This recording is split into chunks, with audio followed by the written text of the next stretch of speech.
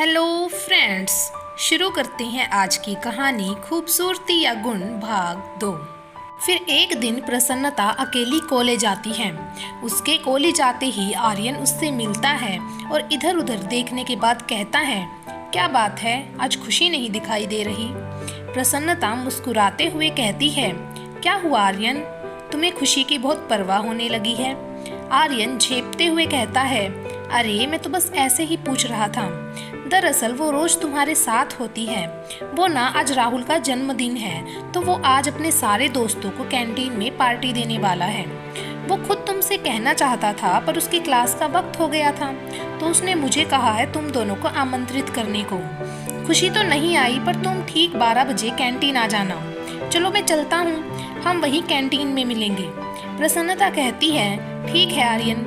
वो दरअसल आज खुशी की तबीयत कुछ ठीक नहीं थी, तो इसीलिए वो आई नहीं। ये कहकर दोनों अपनी क्लास के लिए चले जाते हैं। क्लास में पहुंचकर आर्यन राहुल और बाकी दोस्तों को बताता है, आज राहुल का जन्मदिन है। ठीक 12 बजे कैंटीन में ये हम सबको पार्टी दे रहा है। राहुल हैरानी से आर्यन की ओर देखते हुए कहता है, अच्छा आज मेरा जन्मदिन है और मुझे ही नहीं पता। आर्यन राहुल को कोने में ले जाकर कहता है, यार ये सब तो मैंने खुशी के लिए झूठ बोला था, पर वो तो आज आई नहीं, तो मैं प्रसन्नता को क्या कहता, इसीलिए मैंने तेरा झूठा जन्मदिन मना दिया है। कैंटीन का सारा खर्च मैं ही कर दूंगा, बस तू चुप रहना जब प्रसन्नता तुझे जन्मदिन की मुबारक देगी। 12 बजे सब लोग कैंटीन पहुंच जाते हैं। प्रसन्नता अपनी सहेलियों के साथ कैंटीन थोड़ा लेट आती है। राहुल को जन्मदिन की मुबारक देती है। जैसे ही केक काटने लगते हैं, आर्यन का एक दोस्त पीछे से कहता है, केक काटने के लिए इस खास मेहमान का इंतजार हो रहा था। क्या हो गया आर्यन तुझे, तू प्रसन्नता के लिए हमें केक काटने से रोक रहा था।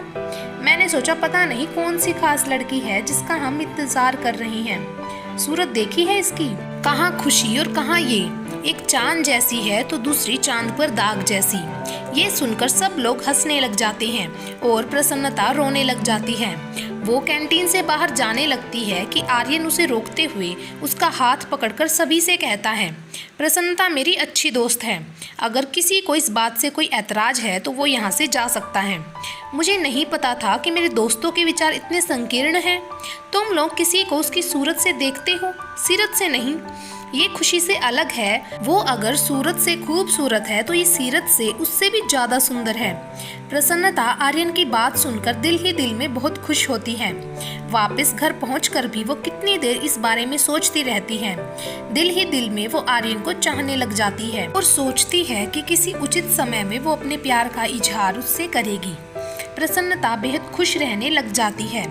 इस सब में कुछ महीने बीत जाते हैं। रोज रोज मिलते मिलाते आर्यन दीवानगी की हद तक खुशी को चाहने लग जाता है। खुशी की एक झलक पाने के खातिर वो अपनी क्लासेस भी बंक करने लग जाता है। कोई मौका नहीं छोड़ता वो उन दोनों बहनों की मदद करने का।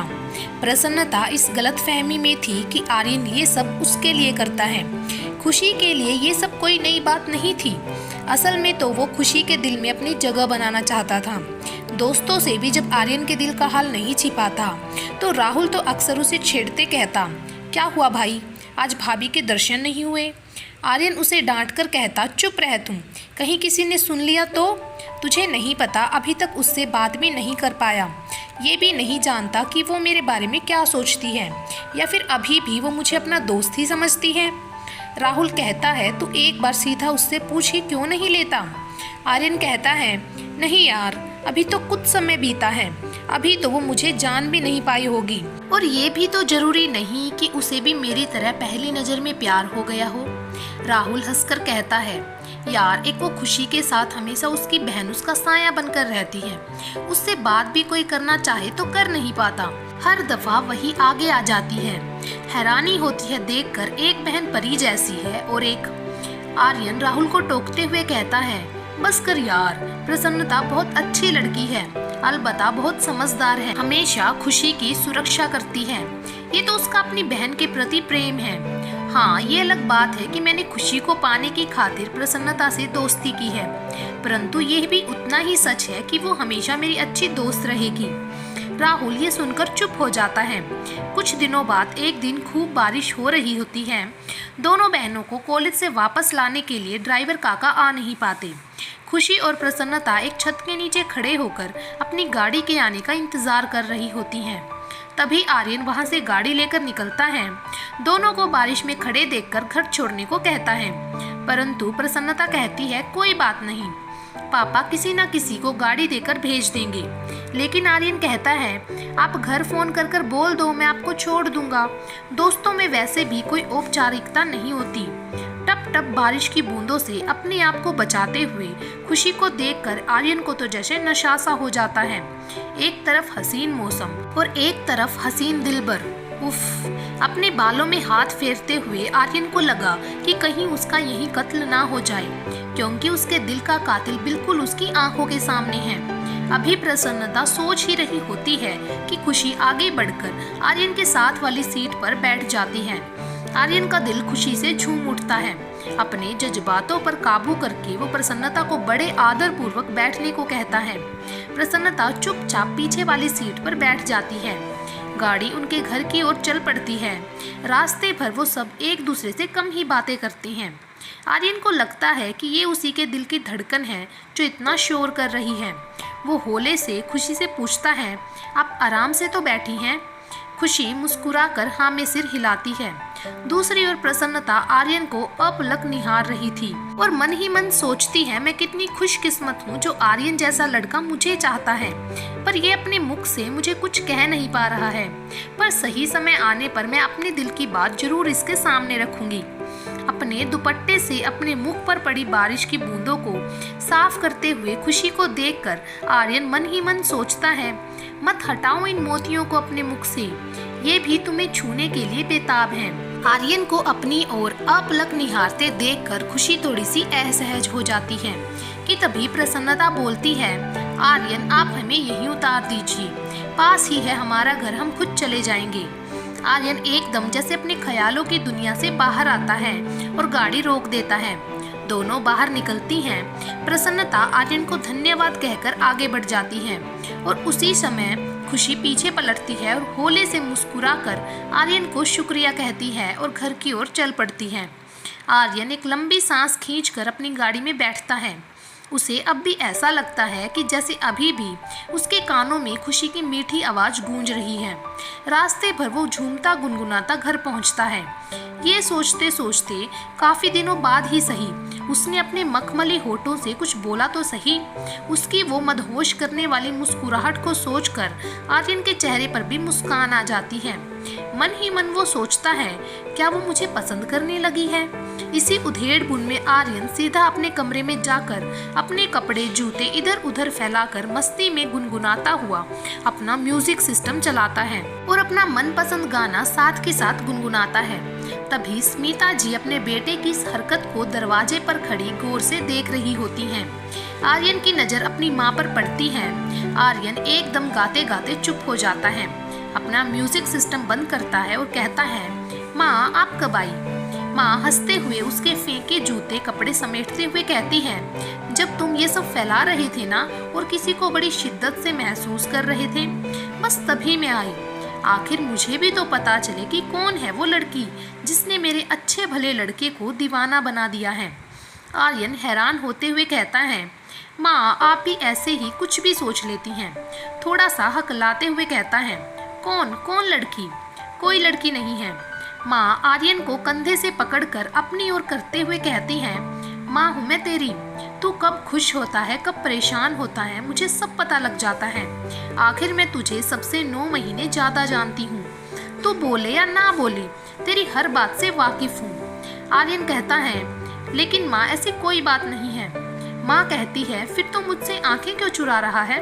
बता तो सही, मैं और तेरे पापा उनसे अभी बात कर लेंगे। हम तेरी खुशी में खुश हैं। आर्यन अपनी माँ के गले में बाहें डालकर कहता है, माँ मेरे साथ कॉलेज में एक लड़की पढ़ती है, पर अभी तक तो मुझे ये भी नहीं पता कि वो मुझे पसंद करती भी है या नहीं।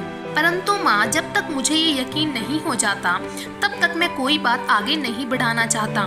माँ सुनकर कहती है, मेरे सोनू को तो कोई लड़की इनकार नहीं कर सकती। किसी भी लड़की के लिए तो उसके सपनों का राजकुमार हो सकता है। सोनू भी हंसकर कहता है, माँ वो लड़की भी परी जैसी है। हर माँ को तो अपना बेटा खास ही लगता है। चलो छोड़ो, मैं कल कॉलेज जाने के लिए लेट नहीं होना चाहता।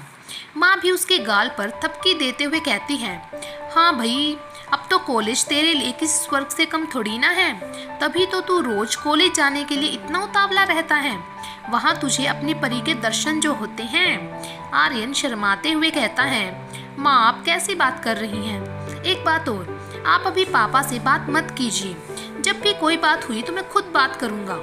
माँ हंसते हुए कहती है, ठीक है बेटा, मैं कोई बात नहीं करूँगी, पर जैसे ही तुझे तेरी परी का ग्रीन सिग्नल मिल जाए तो मुझे जरूर बताना। आर्यन हंसकर चुप हो जाता है। आज आर्यन का जन्मदिन है। आज उसने अपने जन्मदिन पर अपने सारे दोस्तों को बुलाया है और खुशी और प्रसन्नता को भी बुलाया है। विजय जी ने अपने बेटे की बर्थडे पार्टी के लिए एक रिजॉर्ट में बुकिंग की है। आर्यन ने अपने माता पिता से कहा है, मेरी पार्टी में सिर्फ मेरे दोस्त ही होंगे और कोई नहीं। हाँ, मैं आप दोनों के साथ घर में ही केक काट लूंगा। माँ समझती है कि ये ऐसा क्यों कर रहा है। वो विजय जी को कहती हैं, ठीक भी है, हम बच्चों की पार्टी में क्या करेंगे, हम अपने बेटे के साथ घर में ही सेलिब्रेट कर लेंगे। इसकी उम्र है, अगर ये अपने दोस्तों के साथ मनाना चाहता है तो मनाने दीजिए। विजय जी कहते हैं, जैसे इसकी खुशी है मैं उसी में खुश हूँ। असल में आर्यन के मन में है कि वो अपने जन्मदिन वाले दिन ही खुशी को प्रपोज करेगा। अगर वो हाँ करती है तो उसका ये जन्मदिन बहुत खास हो जाएगा, तो फिर वो अपने माता पिता को भी बता देगा। शाम का समय है। रिजॉर्ट खूबसूरत लाइटों से जगमगा रहा है। आज आर्यन सफेद कोट पैंट और ब्लू शर्ट में एकदम राजकुमार लग रहा है। स्मिता जी अपने बेटे को निहारते हुए मन ही मन ईश्वर से प्रार्थना करती हैं, मेरे बच्चे को बुरी नजर से बचाए रखना और इसकी हर मनचाही इच्छा पूरी करना। आर्यन जैसे ही रिजॉर्ट जाने के लिए निकलता है, माँ उसे छेड़ते हुए कहती हैं, आज तो तेरी परी तुझे इनकार नहीं कर पाएगी। आखिर मेरा बेटा किसी हीरो से कम नहीं लग रहा। आर्यन अपनी माँ के गले लगकर कहता है, माँ आपको लगता है वो मान जाएगी? माँ कहती है, हाँ बिल्कुल, मेरे बच्चे को तो दुनिया की कोई भी लड़की इनकार नहीं कर सकती। आर्यन माँ का आशीर्वाद लेकर गाड़ी में बैठकर रिजॉर्ट जाने के लिए निकलता है। उधर दूसरी ओर खुशी और प्रसन्नता भी पार्टी में जाने के लिए तैयार हो रही होती हैं। खुशी ने आज बहुत सुंदर सफेद रंग का गाउन डाला है। खुशी सचमुच में आसमान से उतरी परी ही लग रही है। प्रसन्नता ने भी हल्के नीले रंग की सुंदर ड्रेस डाली हुई है। दादी उसे देखकर कहती है, मेरी लाडो तो आज बहुत सुंदर लग रही है। प्रसन्नता हंसते हुए कहती है, दादी देखो तो खुशी कितनी प्यारी लग रही है। दादी कहती है, हाँ आज मेरी दोनों बेटियां बहुत सुंदर लग रही हैं। तभी आलोक जी कहते हैं, अच्छा ध्यान से जाना और रात होने से पहले लौट आना। मैं ड्राइवर काका को साथ भेज रहा हूँ, तुम दोनों में से कोई भी गाड़ी नहीं चलाएगी। सरोज जी भी खुशी की नज़र उतारती हैं और फिर उसे अपना ख्याल रखने की हिदायत देती हैं। पास खड़ी प्रसन्नता ये सब देख रही है, परंतु हर बार की तरह वो चुपचाप खड़ी है। आज वैसे भी वो बहुत ज़्यादा खुश है। उसने चोरी छिपे आर्यन के लिए एक बहुत सुंदर कांच का शो पीस लिया है, जिसके बीच एक लड़का और लड़की डांस कर रही हैं। उस शो पीस को देखकर उसके मन में आ रहा है कि वो आज ये आर्यन को गिफ्ट करेगी और साथ ही उसे अपने दिल की बात भी बता देगी। ये सब सोचकर ही उसके दिल की धड़कन बढ़ गई है। वो पार्टी में जाने के लिए बहुत उत्सुक है। आज उसका बस चले तो उड़ के वहाँ पहुँच जाए। खुशी और प्रसन्नता रिजॉर्ट जाने के लिए निकल जाती हैं। प्रसन्नता आज मन ही मन बहुत खुश है। वो ये सोच रही है कि वो आज आर्यन को अपना हाल दिल जरूर बयां करेगी। वो उसे ये जरूर बताएगी कि वो आज ही नहीं, उससे कब से मोहब्बत करती है। प्रसन्नता को तो ये बहुत पहले से लगने लगा था कि एक आर्यन ही है जिसे उसकी सूरत से नहीं बल्कि सीरत से प्यार है। हमेशा उसने हर पल उसकी मदद की।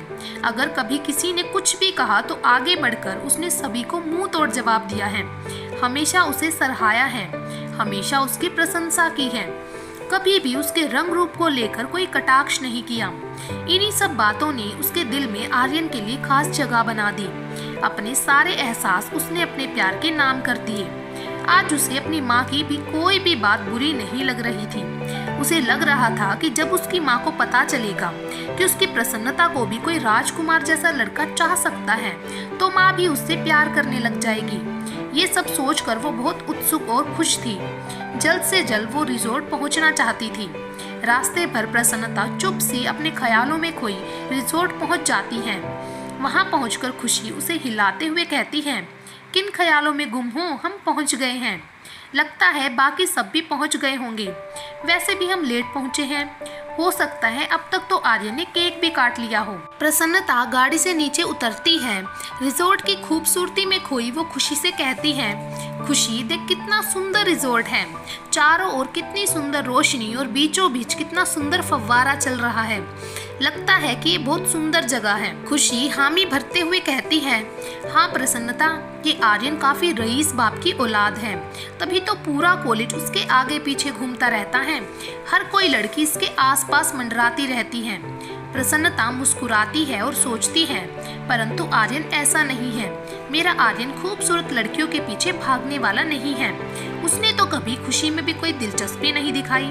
हालांकि खुशी से ज्यादा सुंदर तो लड़की पूरे कॉलेज में नहीं है। खुशी फिर से उसे झिंझोड़ कर कहती है, अब क्या हो गया, कहाँ खो गई फिर से। प्रसन्नता हंसती है और कहती है, कुछ नहीं, चल अंदर हॉल में चलते हैं। वो दोनों बहनें जैसे ही हॉल में कदम रखती हैं, एकदम से हॉल की लाइट बंद हो जाती है। कोई भी शोर सुनाई नहीं देता। खुशी प्रसन्नता का हाथ पकड़कर कहती है, हम गलत जगह तो नहीं आ गए। कि उसी समय एक स्पॉटलाइट खुशी के ऊपर आती है। दूधिया रोशनी में खुशी एकदम से आसमान से उतरी परी जैसी प्रतीत होती है। हैरानी से वो अपनी आंखें खोलकर इधर उधर देखने की कोशिश करती है कि तभी गिटार पर गाना गाता हुआ आर्यन खुशी के करीब आता है। आर्यन खुशी के करीब आकर घुटनों पर बैठकर कहता है, क्या मेरी जिंदगी के सफर में मेरी हमसफर बनोगी। पीछे से एक प्यार भरा गाना बज रहा होता है। इस तरह से एकदम आर्यन का प्रेम निवेदन पाकर खुशी स्तब्ध रह जाती है और अपने चारों ओर हैरानी से देखती है। उसी समय हॉल की बाकी लाइटें भी जल उठती हैं। सभी दोस्त तालियां बजाते हुए खुशी और आर्यन की तरफ देख रहे होते हैं। एकदम से हुई इस घटना को देखकर प्रसन्नता के हाथ में पकड़ा गिफ्ट नीचे गिरकर चकनाचूर हो जाता है। सभी उसकी ओर पलटकर देखते हैं, परंतु अपनी आंखों में आए आंसू छिपाती हुई प्रसन्नता सॉरी बोलकर एक साइड पर चुपचाप खड़ी हो जाती है। आर्यन अभी भी खुशी की हाँ के इंतजार में अपने घुटनों पर बैठा खुशी की ओर प्यार से देख रहा होता है। आसपास सब कह रहे थे, खुशी हाँ बोल दे, ये तो कब से तेरा दीवाना बना बैठा है। राहुल कहता है, खुशी जब इसने तुम्हें पहली बार फ्रेशर पार्टी में देखा था तब से हमारा दोस्त हमारा नहीं रहा है। अब तो इसका इंतजार खत्म करो ताकि केक भी काटा जाए और हम भी केक खाएं। खुशी हंस पड़ती है और आर्यन को अपना हाथ देते हुए हाँ बोल देती है। सारे दोस्त तालियां बजाने लग जाते हैं। सब लोग खुश होते हैं। अकेली प्रसन्नता ही है जो एक कोने में लगी अपने दिल के टुकड़े संभाल रही होती है और किसी का भी उसकी ओर ध्यान नहीं है। आर्यन खुशी का हाथ अपने हाथ में लेकर केक काटने के लिए आगे बढ़ाता है। सभी दोस्त बहुत खुश हैं। केक काटकर आर्यन सबसे पहले खुशी के मुंह में डालता है, फिर बाकी दोस्तों को खिलाता है। जैसे ही वो प्रसन्नता के पास आकर उसे केक खिलाने आता है, वो उसके हाथ से केक का टुकड़ा लेकर खुद खाने लगती है और साथ ही उसे जन्मदिन की मुबारक भी देती है। आर्यन उसे शुक्रिया कहता है और बोलता है, अगर तुम नहीं होती तो खुशी कभी मेरी ना होती, और एक बात हमेशा याद रखना, तुम मेरी अच्छी दोस्त हमेशा रहोगी। उसके चेहरे पर आई उदासी को देखकर आर्यन कहता है, क्या हुआ, तुम हमारे लिए खुश नहीं हो। प्रसन्नता झूठी खुशी दिखाते हुए कहती है, मैं अपने दोस्त और अपनी बहन के लिए बहुत खुश हूँ। देखो ना, मैं तुम दोनों की खुशी के लिए नाच भी रही हूँ। ये कहकर वो झूम झूम कर नाचने लगती है। सारे दोस्त उसके साथ नाचने गाने लगते हैं। खुशी और आर्यन भी एक दूसरे के हाथों में हाथ डालकर नाच रहे होते हैं। मस्ती मजाक करते करते सब बहुत खुश हैं। तभी आर्यन का एक दोस्त अखिल कहता है, राहुल, मुझे तो लगता था कि आर्यन प्रसन्नता को पसंद करता है क्योंकि वो हर बात पर उसका साथ देता था। राहुल बोल उठता है, क्या क्या बात कर रहा है तू यार, आर्यन जैसा हैंडसम लड़का प्रसन्नता को पसंद करेगा। प्रसन्नता से दोस्ती तो सिर्फ खुशी को पाने का जरिया थी, वरना प्रसन्नता की सूरत देखकर उससे कोई भी लड़का प्यार नहीं कर सकता। इतना कहकर वो हंस पड़ता है और सारे उसके साथ हंस पड़ते हैं। ये सब बातें पीछे खड़ी प्रसन्नता सुन रही होती है, जिसे सुनकर उसके दिल को बहुत ठेस पहुंचती है। आर्यन और खुशी अपनी ही धुन में मस्त होकर नाच रहे होते हैं। किसी को भी प्रसन्नता के दिल टूटने की खबर तक नहीं होती। हर कोई पार्टी में मस्त होकर नाच गा रहा है। इतना कुछ सुनकर अपने टूटे दिल को संभालते हुए प्रसन्नता खुशी को घर वापस जाने के लिए कहती है। आर्यन कहता है, खुशी थोड़ी देर और रुक जाओ, लेकिन प्रसन्नता कहती है, नहीं, बहुत देर हो चुकी है, घर पर सब लोग इंतजार कर रहे होंगे। तभी आर्यन खुशी को गले लगाकर कहता है, तुमने आज मेरे जन्मदिन पर मुझे सबसे कीमती तोहफा दिया है। तुम नहीं जानती, अगर तुम इनकार कर देती तो मैं शायद जी ही नहीं पाता। खुशी आर्यन के मुंह पर हाथ रखती है और कहती है, ऐसा मत कहो, ये बताओ कि तुम अपने मम्मी पापा से कब बात करोगे। आर्यन हंसते हुए कहता है, बहुत जल्द। अब तो एक पल भी मैं तुमसे दूर नहीं रह सकता। तुम्हारी एक हाँ के लिए मैंने बहुत इंतजार किया है।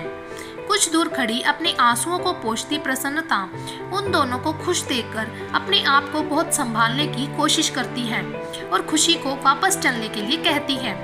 खुशी आर्यन और बाकी दोस्तों से विदा लेकर घर के लिए निकल पड़ती है।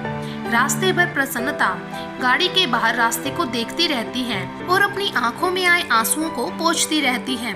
दूसरी ओर खुशी अपनी ही धुन में मगन अपने भविष्य के सपनों में खोई रहती है। गाड़ी की खिड़की के एक ओर प्रसन्नता अपने दुख में डूबी अपने प्यार को हार जाने का गम दिल में लिए बैठे बहुत दुखी होती है। गाड़ी की दूसरी खिड़की के बाहर रास्ते को देखती खुशी अपने जीवन में आए प्यार के बारे में सोचती हुई बहुत खुश है। जैसे ही दोनों घर पहुंचती हैं, ड्राइवर काका उन दोनों को आवाज लगाते हुए कहते हैं, बेटी घर आ गया है। दोनों जैसे अपनी ही ख्यालों की दुनिया से बाहर आती हैं और घर के अंदर आ जाती हैं। घर पहुंचकर खुशी भागकर अपनी माँ के गले लग जाती है और माँ को बेहद उत्साहित होकर कहती है, आपको पता है आज पार्टी में क्या हुआ। उधर प्रसन्नता चुपचाप जाकर दादी के पास बैठ जाती है। माँ खुशी से प्यार जतलाते हुए कहती है, अरे रुक तो, मुझे जरा आराम से बता क्या हुआ। आज मेरे लाडो बहुत खुश हैं। क्या पार्टी इतनी अच्छी थी कि मेरी खुशी खुशी से झूम रही है। उधर दादी उदास सी प्रसन्नता को देखकर कहती है, क्या हुआ प्रसन्नता, तुम इतनी उदास क्यों हो। प्रसन्नता दादी को कहती है, कुछ नहीं दादी, मैं बहुत थक गई हूँ, अपने कमरे में जा रही हूँ। तभी खुशी प्रसन्नता को रोकते हुए कहती है, रुको, क्या तुम नहीं बताओगी मम्मी पापा और दादी को, तुम मेरी खुशी में खुश नहीं हो। खैर छोड़ो, मैं ही बता देती हूँ। खुशी माँ को बाहों में भरकर कहती है, माँ हमारे कॉलेज में एक लड़का है, आर्यन। वो हमारे शहर के सबसे रईस विजय ग्रोवर जी का बेटा है। विजय अंकल हमारे कॉलेज के ट्रस्टी भी हैं। वो रविवार को हमारे घर आने वाले हैं। तभी आलोक जी पूछते हैं, मैं जानता हूँ उन्हें, लेकिन वो इतने बड़े लोग हमारे घर क्यों आ रहे हैं। इससे पहले खुशी कुछ बोलती प्रसन्नता बोल उठती है, पापा, आर्यन खुशी को बहुत प्यार करता है। आर्यन ने कहा है कि वो अपने मम्मी पापा के साथ रविवार को खुशी का हाथ मांगने आने वाला है। इतना सुनकर सरोज जी को तो मानो सारे जहान की खुशियां मिल जाती हैं। उनके पांव धरती पर नहीं पड़ रहे थे। बेहद उत्सुकता में वो अपनी खुशी का माथा चूमती हैं और कहती हैं, आज ईश्वर ने मेरी सुन ली। मैं जितना उनका शुक्रिया करूं उतना कम है। मेरी परी सी बेटी के लिए भगवान ने सचमुच एक राजकुमार भेज दिया। खुशी के मुंह में अंधी माँ को अपनी प्रसन्नता का दुख दिखाई ही नहीं दिया। एक बेटी के लिए खुशी में झूमती सरोज जी अपनी दूसरी बेटी की आंखों में आए आंसू नहीं देख पाई।